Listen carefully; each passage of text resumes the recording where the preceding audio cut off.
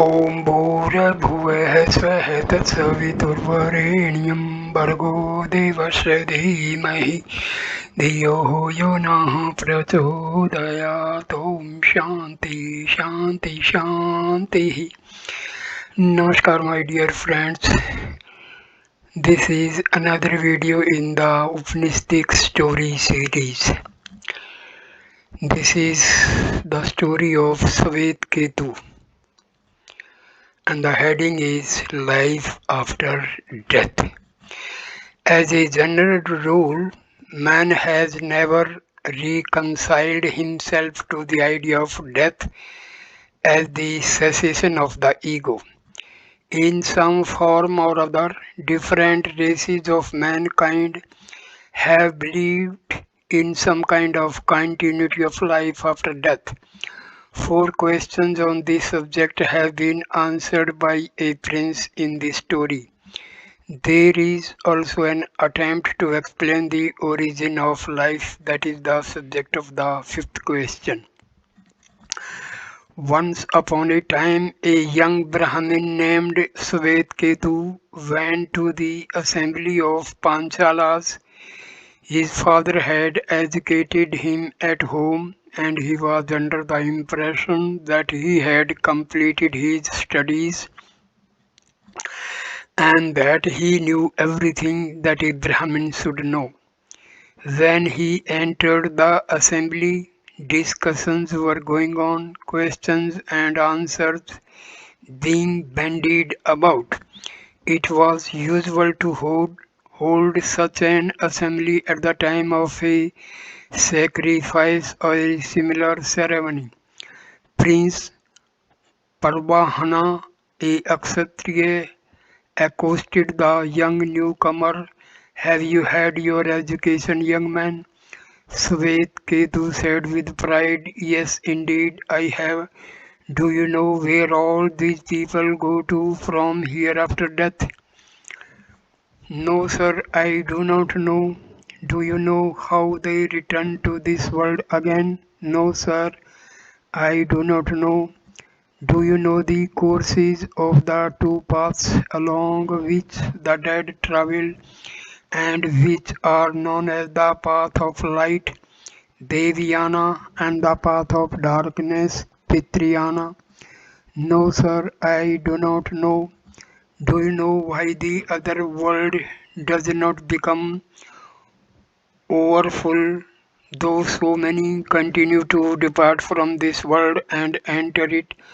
No, sir, I do not know. Do you know how in the 5th stage elemental matter becomes the Purusha or the living person? No, sir, I do not know. Then how dare you say that your education is complete? You do not seem to know anything of this important subject which concerns every one of us, said the prince with some disparagement. Swetketu felt humiliated and thought he had been deceived into thinking that he was adequately educated. So he went straight to his father and said, Father, you said my education was complete, but when Prince Parvahana asked me some 5 questions, believe me, I could not reply to even one of them. How then did you say that I was sufficiently educated? He then told his father the whole story about the 5 questions and his discomfiture in the assembly of the Panchalas. Dear child, replied the father, I myself do not know the replies to the questions you have just mentioned. I do not know the reply to even one of them. If I had that knowledge, do you think that I would have ever withheld it from you? The father then went himself to the prince to learn at his feet. He bowed to him respectfully and waited at his court. Next morning, when the prince saw Swetketu and his father, he said to the father respectfully, Sir, I offer you wealth which is dear to all. You may demand as much as you please. The Brahmin said, Great prince, let the wealth remain with you. I do not want it at all. I want knowledge from you. I want you to talk with me as you talked with my child. I am thirsting for the knowledge of the other world. The prince was pleased with the attitude of the Brahmin and requested him to stay at his court. He said, Respected Brahmin, so long this knowledge has been traditionally known only to the Kshatriyas. It is only now and for the first time that I am imparting that knowledge to you, a Brahmin. I shall take up the last question first. There are, as it were, 5 yajnas or sacrifices, and as a result of those sacrifices, it is that elemental matter is ultimately converted into life or into a person. The other world is the fire, and the sun, who is elemental matter, is the oblation offered to it. The result of this yajna is the production of soma, the life-giving juice. Then soma is poured into prajanya, the power that brings on rain. The result is rain itself. Then rain is poured as an offering on the earth and food is the result. When food is offered to a man and when he digests it, the vital fluid called reta is produced.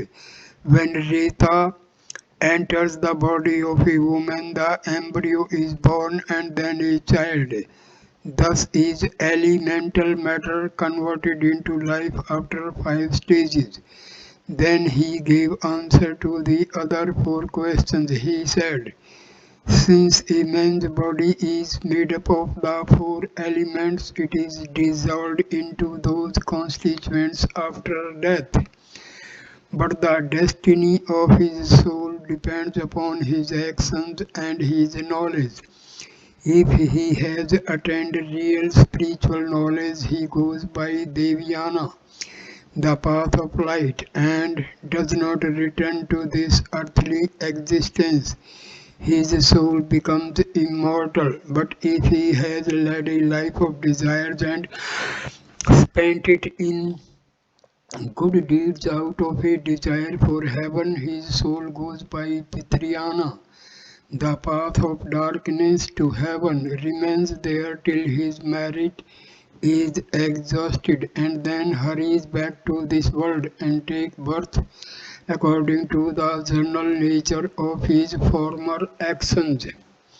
But if his is a life of sin and evil deeds and of wickedness, if he was all along engaged in stealing, drinking, killing, and debauch, or in associating with people occupied with these sinful acts, these are the 5 great sins. He forfeits his claim to both immortality and heaven. He is born and reborn here on earth, and he goes through the cycle of lives of insects and worms and of wild vermin and suffers interminably.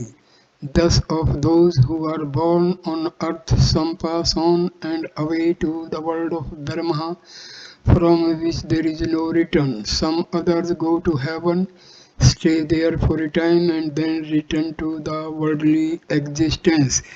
Numerous others are caught up in the ever-recurring cycle of birth and death. That's why the other world never becomes overfull. There is no such danger either. This is the knowledge of life, its origin, and of the destiny of the soul after death. This knowledge was given by Pravahan, Diwali, a Kshatriya turns to a Brahmin for the first time.